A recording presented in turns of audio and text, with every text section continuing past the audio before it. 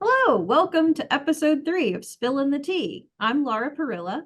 And I'm Greg Barton, and we have a special guest today with us. Hi, I'm Adam Woodrow. So, what kind of tea are we drinking today, Adam? So today we have relaxing and calming tea. Ingredients, all organic: catnip, skullcap, chamomile, lemon balm, peppermint, spearmint, and oat straw. I don't know if you can see the bag. Put it like in front of your chest. Hey, good call. That's a good hack. Everyone needs to know that. There you go. We're already spilling some tea. Yeah. This is from Old Time Herb Shop, which is a small business in Perryopolis, Pennsylvania, for anyone who lives towards the Fayette County area. Laura, I gotta say too, thanks for letting me choose the tea. I was joking with Laura and Greg before we started recording. I didn't know that there were different varieties of tea, and when I begged Laura to be a guest on this show, she said, "Yeah, sure. What kind of tea do you like?" And I'm like, "I don't know. Just give me the tea." And so thankfully, Laura, you gave me a list, and I was like, "Oh wow, there's like black tea, green tea. I think you said something like floral." And I'm like, Yeah. "What? All of that?" And then I see mint, and I'm more of a mint. Like I knew right away. It's like I never knew that was the kind of tea that I kind of leaned toward. So, what do we think about this one? You know, for me though, I'm a big flavor guy. This feels a little light on, maybe it was the maker's error, but to me, I think it's a little light. Like it's too thin, too watery. Sometimes when I make coffee, if I don't get my scooping right, it's too watery for me. Like I need a little more bitter. I need a little more bite. Okay, so it doesn't taste flavorful enough that you think it's right. It's I'm getting a hint of the peppermint and spearmint, and I need punched in the face with it. okay, that's fair.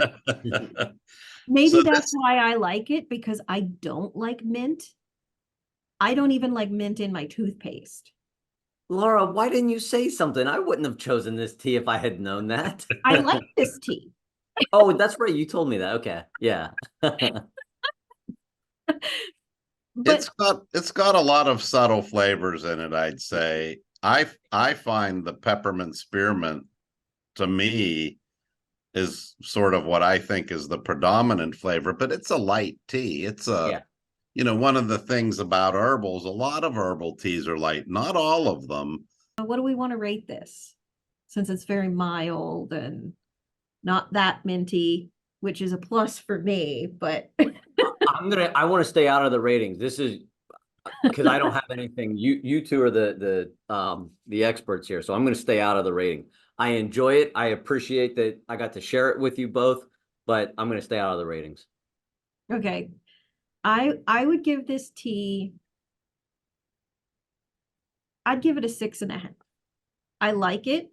I've obviously drunk most of the tea that was in the package since I got it as a Christmas present, but I would never purchase this again, but there's nothing wrong with it. I'd give it a 6.5. Yeah, I think I would give it probably a 5 out of 10. I just, it's fine. It's, to me, it's like a basic mint tea that it's light. Kind of thought when I saw the chamomile that this would have a little more of that, but it tastes like a mint tea to me. Not very interesting compared to what I would like to Do drink. you have any sudden urge to meow? Because I believe that one of the ingredients in this wasn't it catnip? Yeah, that's what I said to you. I thought, and that was one of the reasons I chose it. I was like, what's, catnip, it turns cats crazy. I wondered if drinking this, it would just like make us all just bounce off the walls. I'm kind of getting the zoomies. Do you have any sudden urge to start like grooming your whiskers? maybe that's why my beard was itching just a little bit ago, you know? The catnip is really a type of mint, essentially, and it does make cats kind of go wild. And our cat isn't a big catnip cat for some reason. I don't know why. She isn't. I don't know. Yeah. She doesn't seem to.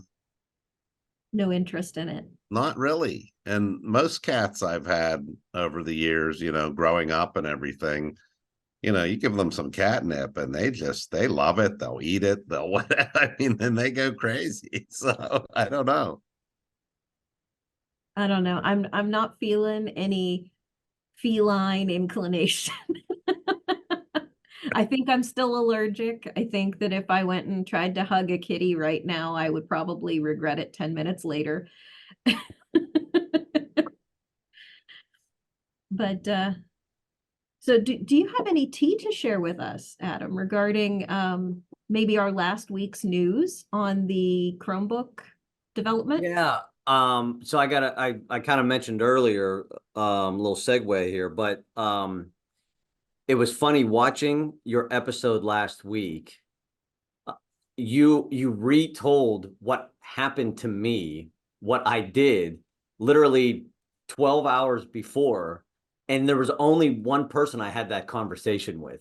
But the detail that you were able to provide, I'm like, were you there? Like, I had no idea how well. So I was telling Jonathan Wilbruda, how he must have just really, really retold the story really well. It was just funny.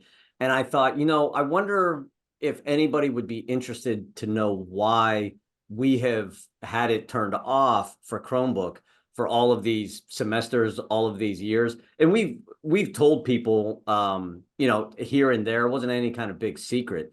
But I thought maybe that would be a good follow-up to last week, because that was for anyone using Lockdown Browser, that's pretty good tea to have last week.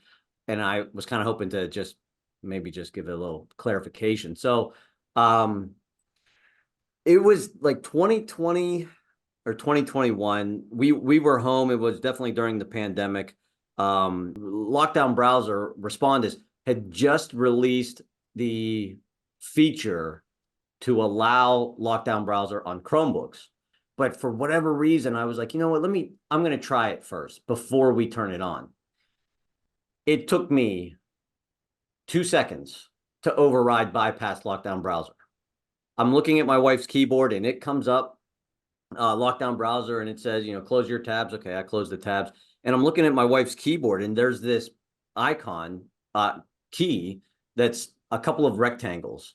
And I'm like, oh, what's that? And I press it and it asks if I want to, or no, it just presents me a new desktop. Oh, okay. I select new desktop. I open up Chrome and I'm searching the internet, but Lockdown Browser is supposed to be on. Oh, one key, bypass the whole thing. So from that semester, I tested it at the beginning of every single semester. They had a page, a support ticket page on their website with a bulleted list of all the bugs that they knew. And this was one of them. I was maybe one of the first ones to discover it. So when they released it, maybe this is why we didn't turn it on right away. It was released in beta. And that usually means it's like, hey, we know that there's problems with this, but we need to get some testing done. And maybe that was why we originally just kept it off. So it was that issue, and there was another one that was actually like a bug where you could get caught in a loop. Is it on a Chromebook? Lockdown Browser is not a program; it's a Chrome extension. And so if you didn't have in your settings set up to allow like pop-ups from third parties, like if you had cookies turned off, you could get caught in a loop that you had to like literally shut down your Chromebook in order to close the loop and start it back up. Yeah. So they fixed that too, because I tested that. But I can't find that page, that list of bugs anymore. So yeah, maybe that's a recent fix. Yeah, it was I was shocked. I was having my nightly snack, a bowl of cereal, and sitting down, and I have my laptop up, getting the quiz and everything set up in D2L. Then I have the Chromebook up, and I'm logging in and doing all that stuff. And I'm the whole time I'm thinking this is just such a waste of time. I could be watching a show, I could be playing a video game or something, but all right, whatever, I'll do this. And I'm like, getting really kind of, this is cutting into me time. And sure enough, I hit start and wow, it's actually, I hit that key and it said, you are attempting to leave the quiz. If you do it one more time, we are going to let your instructor know and you're going to be kicked out of the quiz. And I took him to task. Okay, I dare you to do that to me. Bam, hit the button and it completely logged me out of D2L. No questions asked.